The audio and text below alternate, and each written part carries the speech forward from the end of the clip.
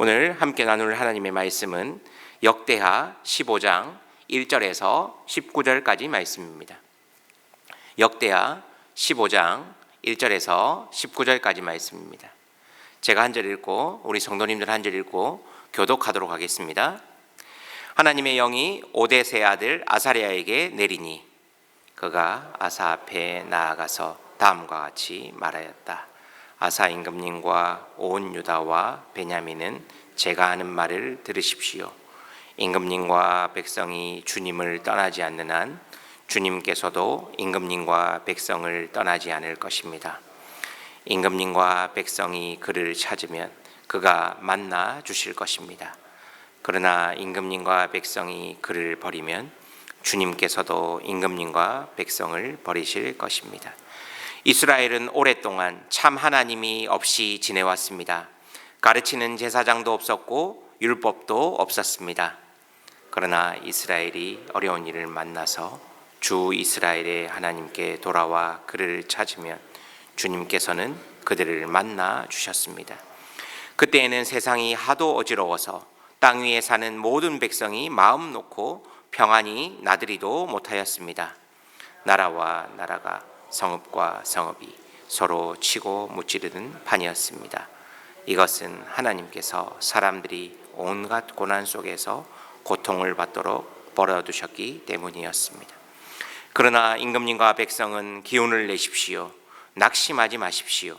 임금님과 백성이 하는 수고에는 상급이 따를 것입니다.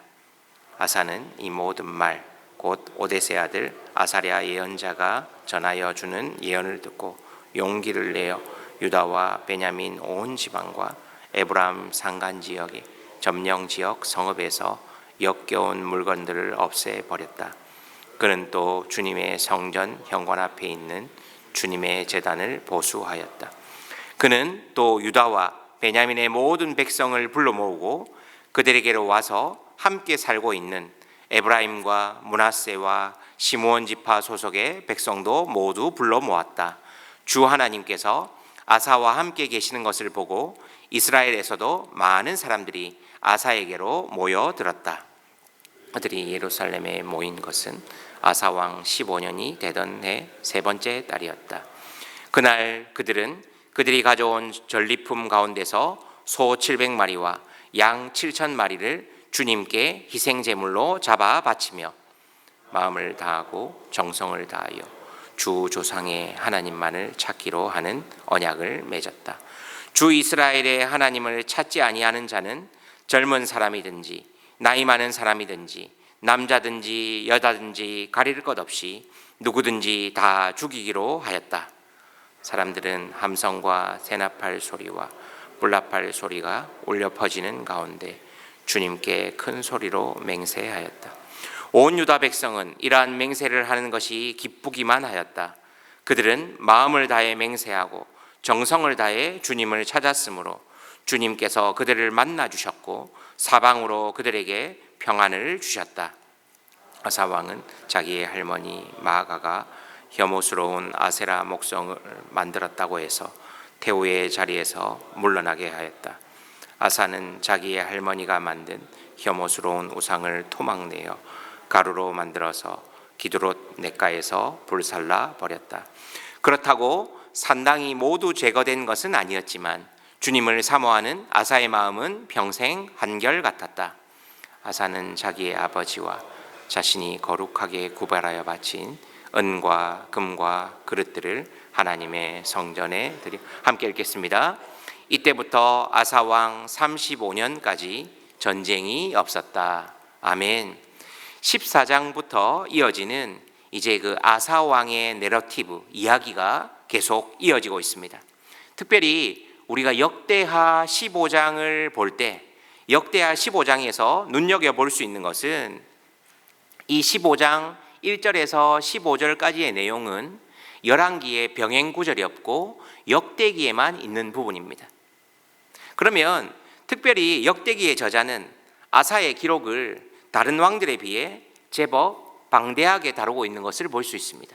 14장부터 이어진 이 아사의 내러티브가 15장, 16장에 걸쳐 굉장히 다른 왕에 비해 길게 서술되고 있는 것을 볼 수 있습니다. 여호사밧이나 우리가 잘 아는 히스기야, 그리고 요시야 왕 또한 그렇습니다. 이 네 명의 아사 왕을 포함해서 이 네 명의 왕의 공통점은 바로 종교개혁을 단행한 왕이다라는 공통점을 가지고 있습니다. 역대기의 저자가 바라보는 선왕, 좋은 왕의 관점 가운데 중요한 요소가 바로 하나님만 섬기려 했는가, 우상을 제거하고 백성들을 여호와께로 돌이키려 했는가가 중요한 관심사입니다. 그러니까 역대기에서 말하는 선왕, 좋은 왕은, 하나님이 보시기에 정직하고 좋은 왕은 우상을 제거하고 종교개혁을 단행했던 왕들입니다. 아사 왕을 비롯해서 여호사밧, 그리고 요시야, 히스기야, 이런 왕들이 하나님이 보시기에 선왕, 좋은 왕이죠.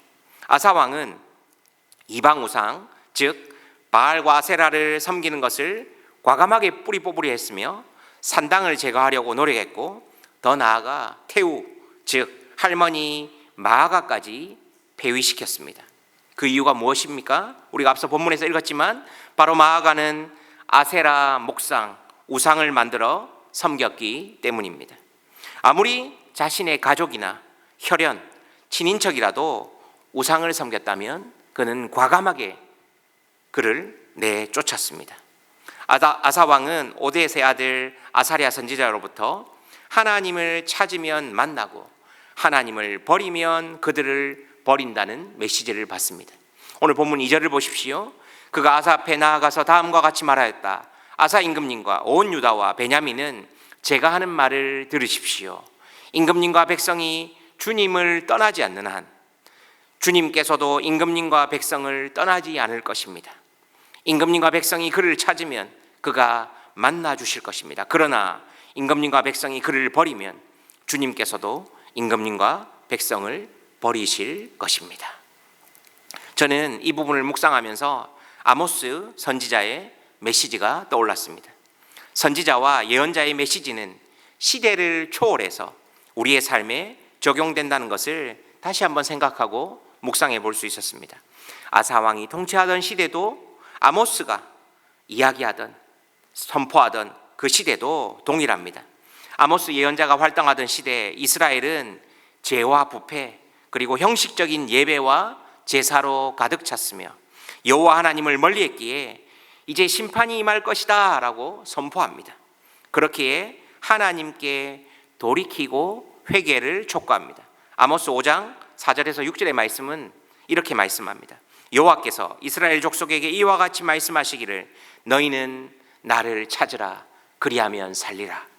베델을 찾지 말며 길갈로 들어가지 말며 브엘세바로도 나아가지 말라. 길갈은 반드시 사로잡히겠고 베델은 비참하게 될 것임이라 하셨나니 너희는 여호와를 찾으라 그리하면 살리라. 그렇지 않으면 그가 불같이 요셉의 집에 임하여 멸하시리니 베델에서 그 불들을 끌 자가 없으리라. 아멘.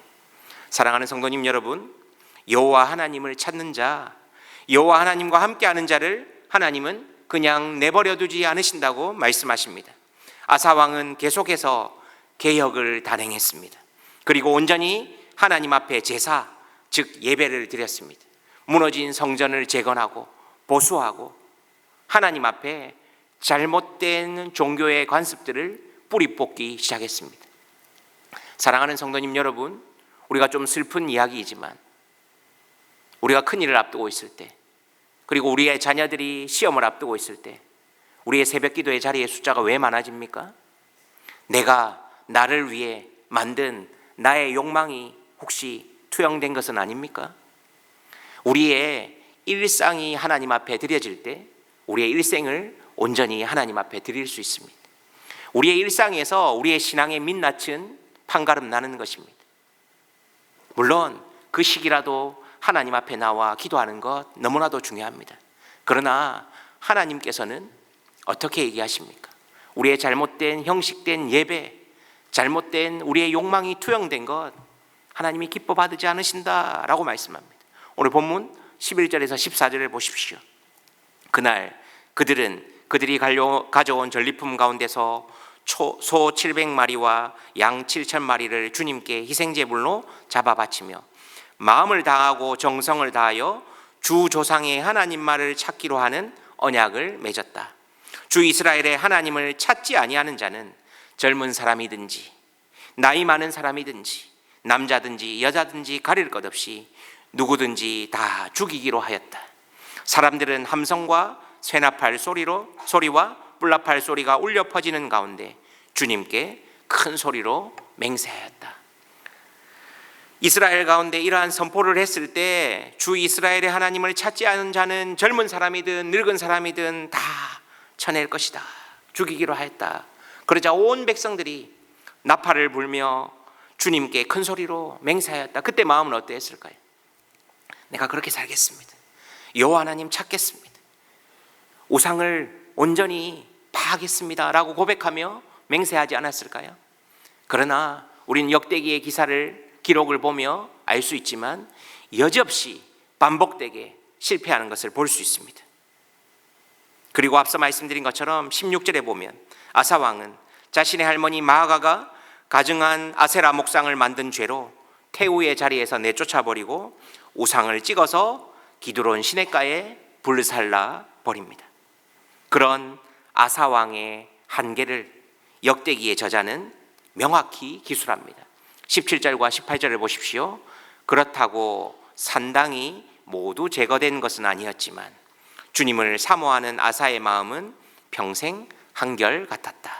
아사는 자기의 아버지와 자신이 거룩하게 구발하여 바친 은과 금과 그릇들을 하나님의 성전에 들여 놓았다.